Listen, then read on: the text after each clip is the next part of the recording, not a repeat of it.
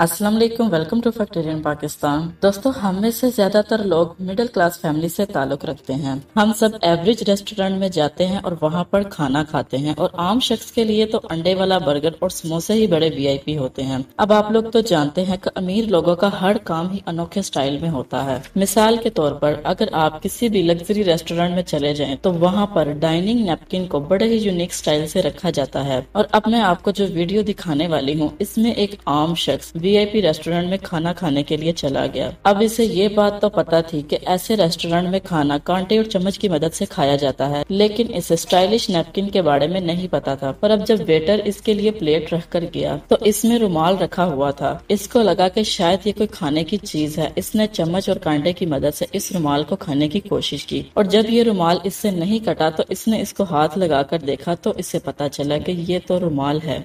तो दोस्तों, अब इससे ज्यादा शर्मनाक सूरत हाल और भला क्या हो सकती है। आई होप आज की वीडियो आपको पसंद आएगी। मजीद वीडियो के लिए फैक्टोरियन पाकिस्तान को सब्सक्राइब करें। शुक्रिया।